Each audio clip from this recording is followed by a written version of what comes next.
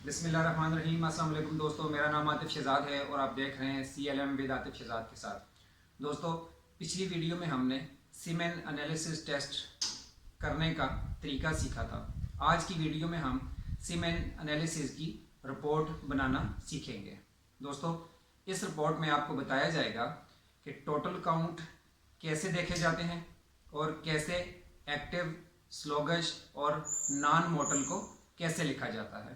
آپ سے گزارش ہے اس ویڈیو کو شروع سے لے کر آخر تک دیکھیے گا اور سیمن انالیسس کی ٹیسٹ پرفارم کرنے کی ویڈیو کا لنک اس ویڈیو میں ڈال دیا جائے گا۔ آپ سے گزارش ہے اس ویڈیو کو بھی لازمی دیکھیے گا۔ اگر آپ میرے چینل پر نئے ہیں، میرے چینل کو سبسکرائب کریے گا، ویڈیو کو لائک اور شیئر کریے گا۔ شکریہ۔ سیمن انالیسس کی رپورٹ بنانے کے لیے آپ کو سب سے پہلے یہ سمجھنا ہوگا کہ ہم اس کو 3 سٹیپ میں کرتے ہیں۔ سب سے پہلے ہم فزیکل ایگزامینیشن یعنی فزیکلی سیمن کو دیکھتے ہیں کہ اس کا کلر کیسا ہے، والیوم یعنی مقدار میں کتنا ہے، اور اس کے بعد اس کا واٹر باتھ میں رکھ کر یہ دیکھا جاتا ہے یہ کتنے ٹائم میں لیکوفائڈ ہوتا ہے، یعنی کتنے ٹائم میں تھن ہوتا ہے۔ اس کے بعد ہمارے پاس کیمیکل ایگزامینیشن میں صرف پی ایچ چیک کی جاتی ہے۔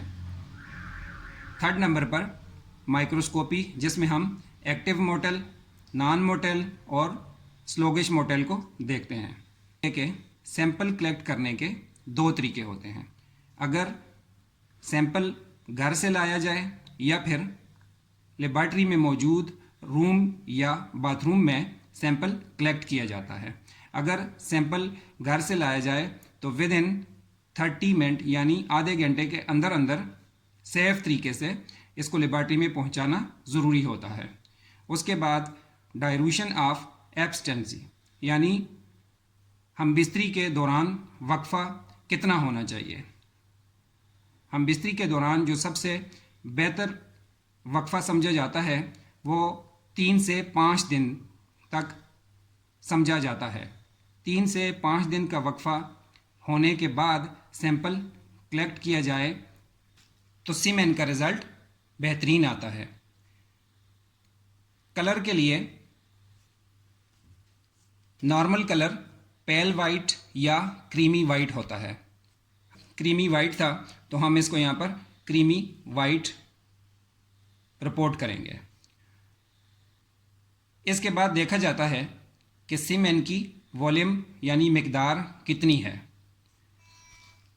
1.5 ml سے 5.0 ml تک نارمل مقدار سمجھی جاتی ہے۔ اگر اس سے زیادہ یا کم ہو تو ابنارملٹی شو کرتی ہے۔ ہمارے پاس موجود سیمن کی مقدار تقریباً 3 ml تھی تو ہم نے اس کو 3 ml تک رپورٹ کر دیا ہے۔ لیکوفیکیشن ٹائم، جب سیمن آپ کے پاس کلیکٹ ہو کر پہنچتا ہے تو آپ ٹیوب میں ڈال کر واٹر باتھ میں رکھتے ہیں اور ساتھ ساتھ چیک کیا جاتا ہے کہ یہ کتنے ٹائم میں پتلا ہوتا ہے۔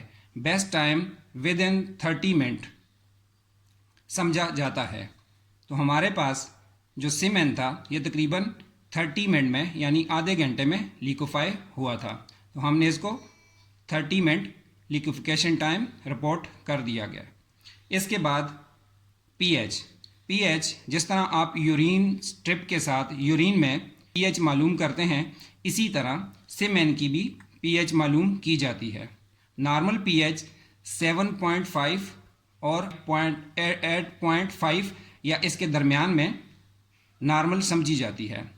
تو ہمارے پاس جو پی ایچ آئی تھی وہ 8.0 تھی۔ اس کے بعد آتے ہیں موٹیلٹی یعنی مائکروسکوپی کی طرف۔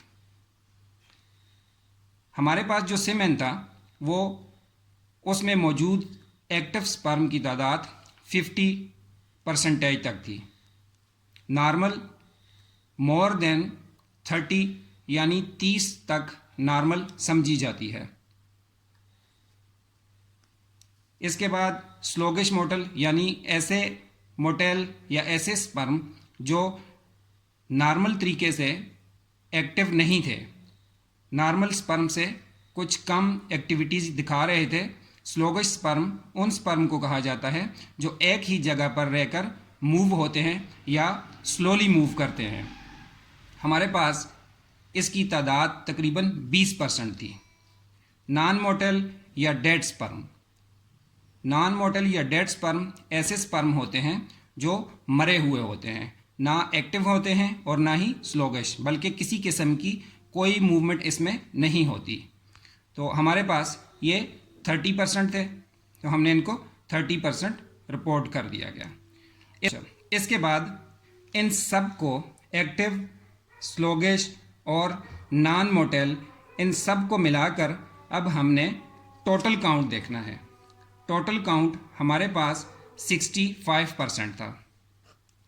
65% को जब हम अलग अलग यानी एक्टिव, स्लोगिश और नॉन मोटेल काउंट करेंगे तो हमने इसको 100% तक यानी 100 काउंट तक बराबर करना होता है। इसके बाद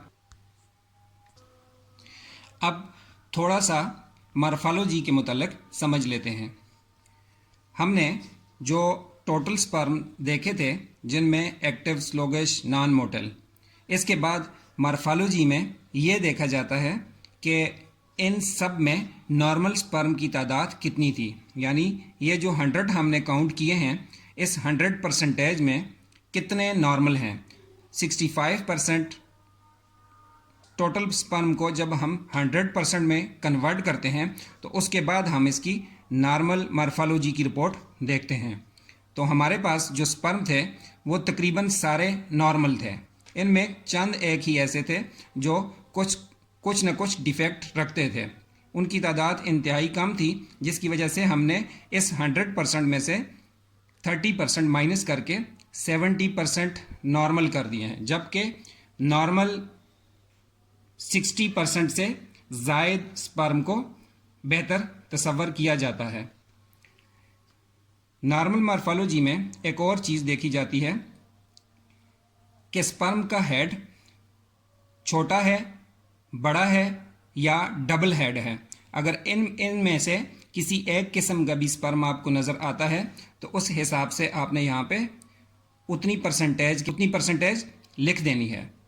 हमारे पास हेड डिफेक्ट कोई स्पर्म नहीं था, इसलिए हमने यहाँ पर निल या 0% ये दोनों चीज़ें आप रिपोर्ट कर सकते हैं। इसी तरह टेल डिफेक्ट में ये देखा जाता है कि स्पर्म की टेल ज़्यादा लंबी, ज़्यादा छोटी तो नहीं है, या कोई स्पर्म ऐसा हो जिसकी टेल ही ना हो। ये सारा कुछ टेल डिफेक्ट में आता है। हमारे पास ये निल या 0% थे, तो हमने यहाँ पर इसको निल लिख दिया है। अब इसके बाद देखा जाता है कि सीमेन में आपके पास कितने पस सेल नज़र आए हैं। नॉर्मल पस सेल 0.5 हाई पावर फीड के साथ देखे जाते हैं। अगर ज़ायद हों तो एबनॉर्मल रिपोर्ट समझी जाती है। 0.4 to 0.6 हमारे पास ये मोर देन 5 आए थे, तो हमने इसको 0.4 to 0.6 रिपोर्ट कर दिया है। आप जब बार बार इस टेस्ट की प्रैक्टिस करेंगे तो कुछ अरसे में आपको समझ आ जाएगा कि फीड में मौजूद स्पर्म नॉर्मल तादाद में हैं या एबनॉर्मल हैं, या कितने एक्टिव, कितने स्लोगिश और कितने डेड स्पर्म आपने देखे हैं। ये आपकी प्रैक्टिस पर मुनहसर है। उम्मीद करता हूँ दोस्तों आज की वीडियो आपको पसंद आई होगी।